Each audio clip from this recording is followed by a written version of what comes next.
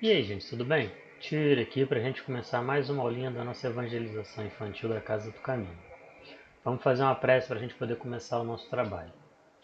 Graças a Deus, graças a Jesus, aqui estamos reunidos para mais uma aula da nossa evangelização infantil da Casa do Caminho, pedindo aos mentores e amigos espirituais que nos abençoem, que nos iluminem, que nos amparem, agora e sempre, graças a Deus. Vamos lá então, pessoal, vamos conversar um pouquinho hoje sobre mágoa?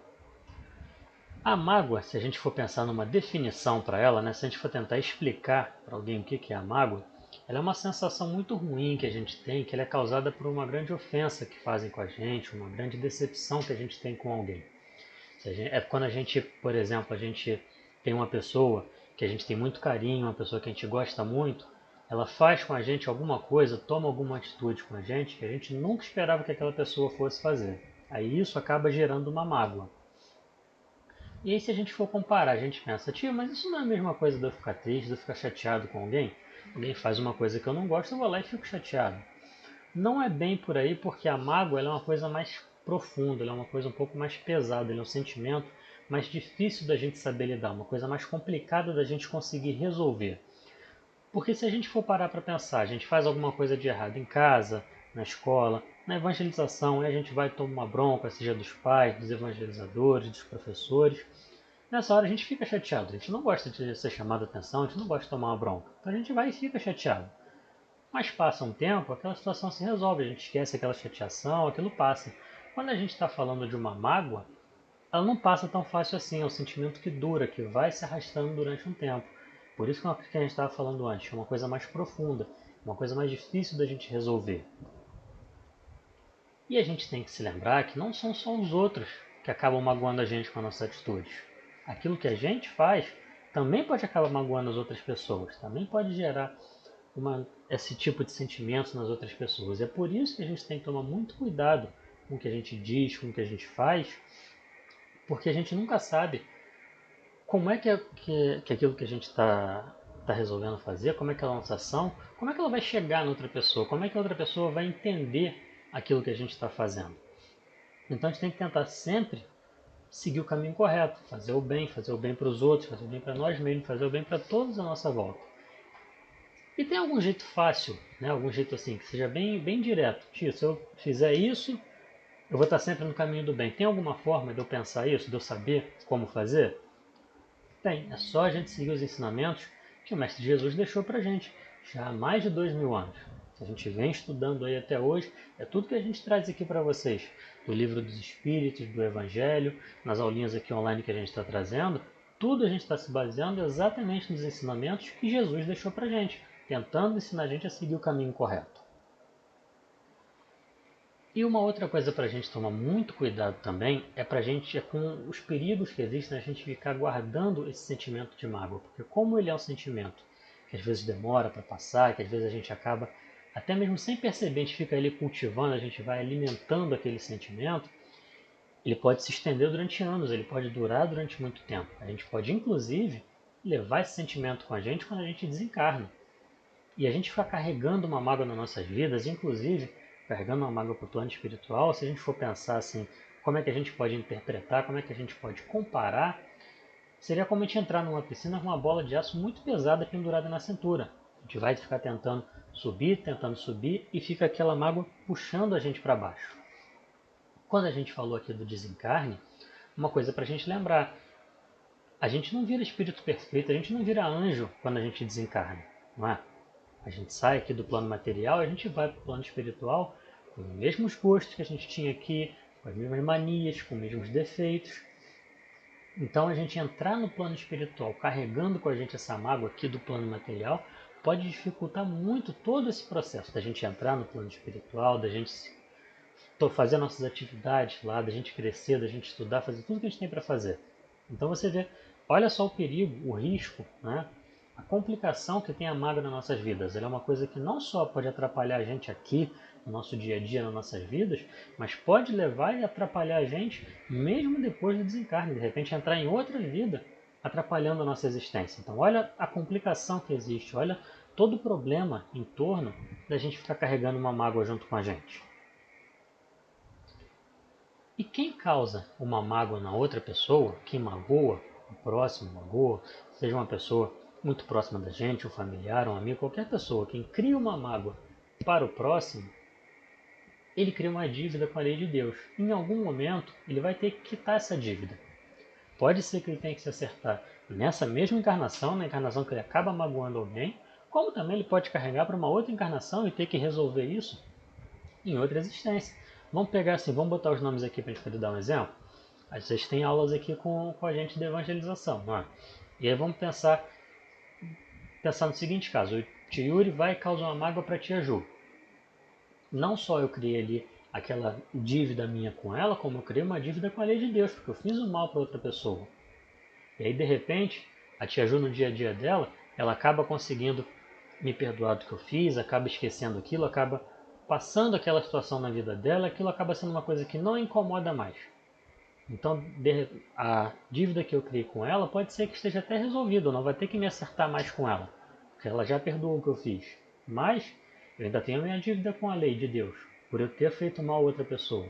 E essa dívida com Deus, não importa o que a gente faz, se outra pessoa perdoa o nosso erro ou não, a gente vai precisar se acertar com a lei de Deus, seja nessa encarnação, seja em alguma próxima. E a gente estava falando aqui antes, dos ensinamentos de Jesus. Vamos lembrar aqui, Jesus ensinou pra gente, ele deixou a seguinte frase pra gente: amar a Deus sobre todas as coisas e ao próximo como a ti mesmo.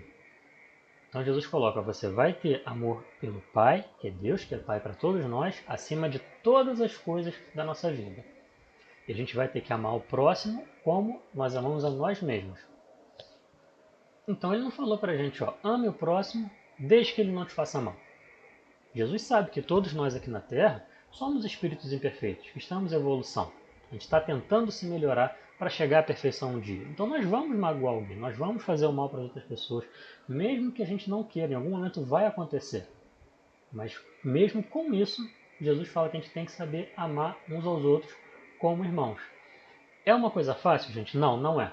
Porque às vezes aqui o tio falando para vocês fica parecendo que vocês vão parar a pensar, pô, o tio está falando como se fosse uma coisa tão fácil e eu não consigo fazer, de repente tem alguma coisa de errado comigo, então nessa encarnação não vou mais conseguir, deixa para a próxima.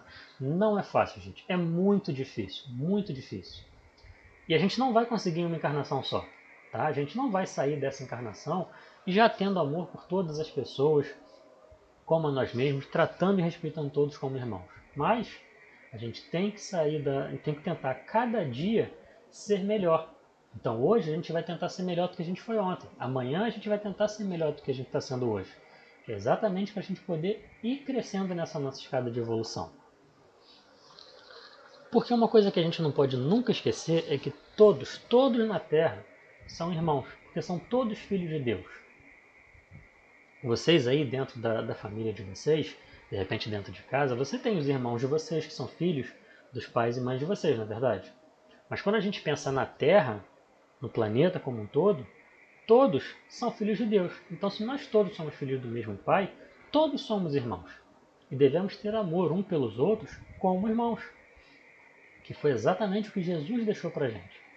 E o que a gente estava falando aqui agora há pouco, não é fácil, não é nada fácil, mas a gente precisa se esforçar para que cada dia a gente consiga um pouquinho mais, para que lá no futuro, encarnações para frente, a gente consiga alcançar. Porque quanto mais a gente demorar para tentar, para começar, mais a gente demora para conseguir.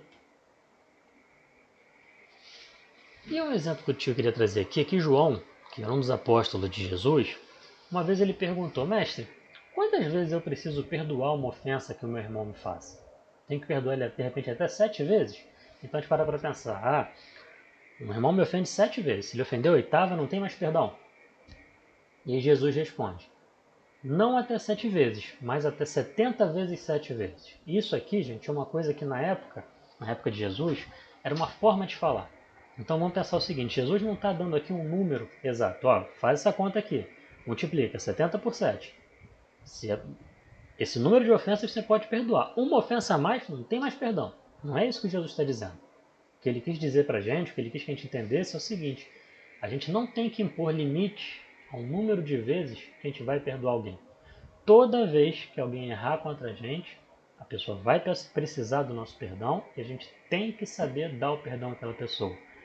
Outra coisa que a gente está falando aqui que não é fácil de fazer, gente, é muito difícil. Mas está aqui Jesus deixando para a gente um ensinamento de que é o que a gente tem que fazer. E lembra lá no começo que a gente perguntou como é que a gente podia fazer para saber, para estar sempre no caminho correto? E seria seguindo os ensinamentos de Jesus? Está aqui. Jesus já disse que a gente tem que saber sempre perdoar a ofensa do nosso irmão. E ele disse isso para a gente sabendo que era difícil de fazer. Porque a gente tem que se lembrar que, assim como os outros nos magoam, os outros erram com a gente, porque são espíritos imperfeitos, nós também somos espíritos imperfeitos. Então isso significa que em algum momento a gente também vai magoar outra pessoa, a gente também vai magoar um irmão, a gente também vai fazer alguma coisa que vai chatear alguém, que alguém não vai gostar.